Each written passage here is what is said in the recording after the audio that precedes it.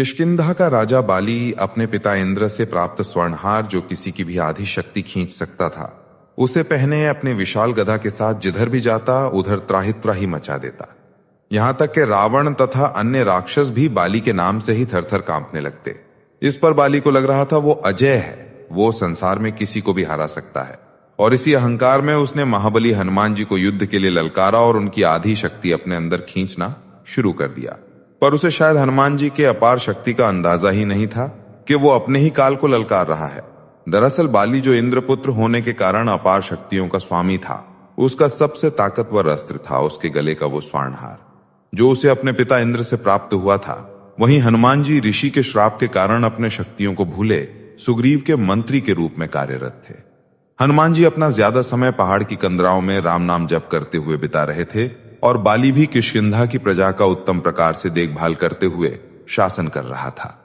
पर इसी बीच राक्षस राज रावण ने कुछ ऐसा किया कि बाली एक अच्छे शासक से अहंकारी वानर बन के रह गया। असल में जब लंकापति रावण तीनों लोकों के देवी देवताओं को जीतने के बाद भी अशांत था, क्योंकि उसे पता था कि उसका वध वानर और मनुष्य के हाथों अभी भी संभव है। और तब उसने सोचा कि अगर वानरों के राजा बाली, जो मेरे समान ही शक्तिशाली है, उसे हरा दूं तो वानरों से मृत्यु का भय समाप्त हो जाएगा। और तब रावण अपने पुष्पक विमान से समुद्र तट पर संध्या वंदन कर रहे बाली के समक्ष पहुंचकर युद्ध के लिए ललकारने लगा। रावण ने सोचा कि वो आसानी से बाली को मार देगा, पर बाली ने अपना स्वरूप बड़ा किया और रावण को अपनी बाईं कांख में दबाकर अपनी संध्या वंदन करने लगा। पर संध्या वंदन के बाद भी बाली ने रावण को आजाद नहीं किया। लगभग 6 महीने तक बाली ने रावण को अपनी कांख में दबाए हुए ही अपना जीवन व्यतीत करने लगा। बाली के उछल कूद में पैरों से टकराते, पहाड़ों से रगड़ खाते पूरे 6 महीने तक बाली ने रावण को इसी तरह अपनी बगल में दबाकर घुमाया। और जब रावण ने इस पीड़ा को सहन नहीं कर पाया तो वो बाली के समक्ष गिड़गिड़ाते हुए क्षमा मांगने लगा। इस पर बाली ने दया करके रावण को मुक्त कर दिया। पर चालाक रावण ने बाली को अपना मित्र बना लिया। अब रावण जैसे महाबली को हराने के बाद बाली का अहंकार चरम पर था और वो हर जगह कहता फिरता, इस संसार में ऐसा कोई नहीं जो मुझे परास्त कर सके। मैं सर्वशक्तिमान हूं, मैंने रावण को भी हराया है।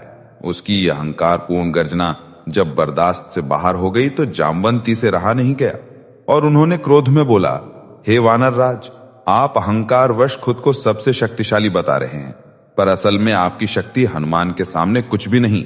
इस पर ठहाके मारकर हंसता हुआ बाली बोला, कौन वो हनुमान? उसके पास शक्ति भी है? जानकर आश्चर्य हुआ। वो तो हमेशा गुफाओं में मुंह छुपाए राम राम कहता रहता है, उससे मेरी क्या तुलना। पर जामवंत, तुम कह रहे हो तो मैं उसकी भी जीवन लीला समाप्त कर ही देता हूं। फिर क्रोध और अहंकार से गरजता हुआ बाली हनुमान जी को ढूंढते हुए उस वन में पहुंचा जहां हनुमान जी तपस्या कर रहे थे।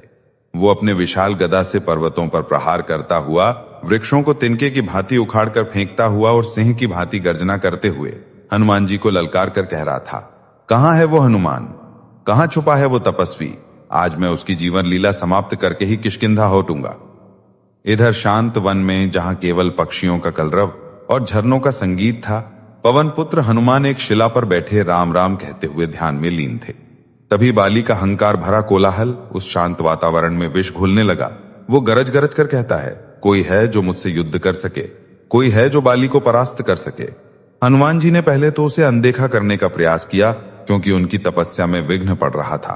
परंतु जब बाली उनके समक्ष आकर उन्हें युद्ध के लिए ललकारने लगा तो हनुमान जी ने अपनी आंखें खोली और अत्यंत विनम्रता से कहा, हे किष्किंधा नरेश, हे देवराज इंद्र के पुत्र, आप निस्संदेह इस संसार के सबसे शक्तिशाली योद्धाओं में से एक हैं। आपको कोई नहीं हरा सकता, परंतु इन निर्दोष वृक्षों पर अपनी शक्ति का प्रदर्शन क्यों कर रहे हैं? इस पर बाली ने अत्यंत अपमानजनक शब्दों में अट्टहास करते हुए कहा, चुप हो जा वानर, मुझसे ज्ञान मत दो, मुझसे युद्ध करो या मरने के लिए तैयार हो जाओ। ये सुनते ही हनुमान जी का शांत और सौम्य मुखमंडल प्रलयनकारी तेज से धक उठा। उन्होंने अपनी गदा उठाई और बाली के युद्ध की चुनौती स्वीकार कर ली। यह कोई साधारण युद्ध नहीं होने वाला था। ये था 2 महाशक्तियों का टकराव। एक ओर दिव्य वरदान से युक्त बाली, तो दूसरी ओर स्वयं रुद्र के अवतार पवन पुत्र हनुमान। जैसे ही युद्ध का दिन निश्चित हुआ, तीनों लोकों में हाहाकार मच गया। और जैसे ही हनुमान जी युद्ध के लिए निकलने को हुए तो स्वयं परमपिता ब्रह्मा उनके समक्ष प्रकट हो गए।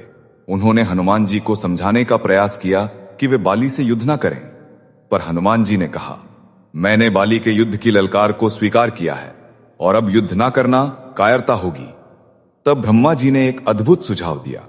उन्होंने कहा, ठीक है हनुमान, तुम युद्ध के लिए जाओ, परंतु अपनी केवल 10वें हिस्से की शक्ति का ही प्रयोग करना।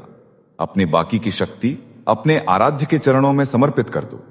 युद्ध के बाद तुम वो शक्ति पुनः प्राप्त कर सकते हो, क्योंकि अगर तुम पूर्ण शक्ति के साथ बाली से युद्ध करने गए तो तुम्हारा शरीर उसके विकराल रूप के तेज से ही जलकर भस्म हो जाएगा और इससे श्री राम की भविष्य में होने वाली लीला में विघ्न पड़ जाएगा। ये सुन हनुमान जी ने परमपिता ब्रह्मा की आज्ञा का पालन करते हुए अपनी अपार शक्ति का केवल 10वां अंश ही अपने पास रखा और शेष शक्ति को प्रभु श्री राम के चरणों में समर्पित कर दिया। और अब आता है वो रोमांचक क्षण जिसका सबको इंतजार था। हनुमान जी युद्ध भूमि में पहुंचे। सामने बाली अपने स्वर्णहार को पहने अहंकार से मुस्कुरा रहा था।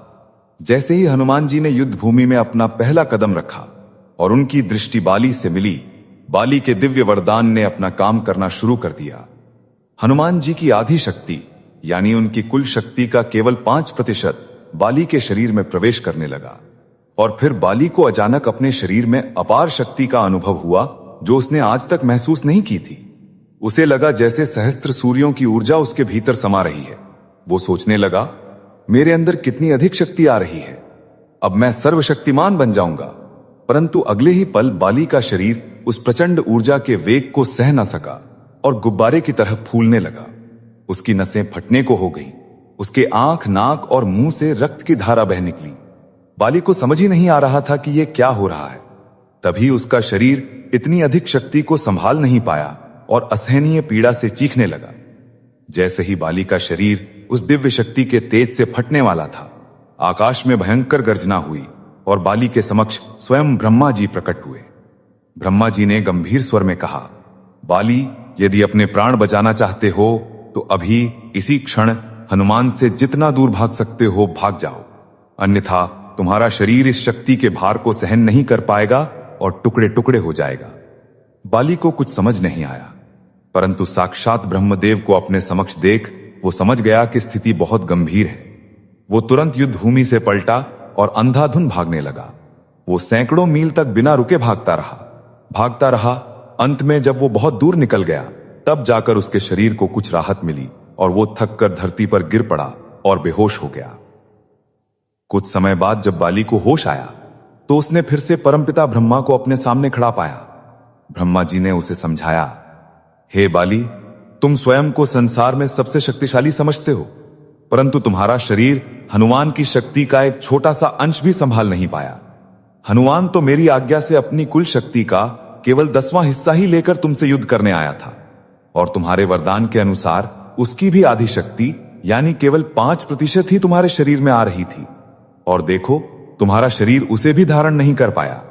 सोचो बाली, यदि हनुमान अपनी संपूर्ण शक्ति लेकर तुमसे युद्ध करने आते तो तुम्हारा क्या होता? तुम्हारा शरीर तो एक क्षण में ही भस्म हो जाता। ये सुनकर बाली की आंखों से अहंकार का पर्दा हट गया। उसे अपनी भयंकर भूल का एहसास हुआ। उसे समझ आया कि वो किस महाशक्ति से टकराने चला था। बाली तुरंत हनुमान जी के पास लौटा और उनके चरणों में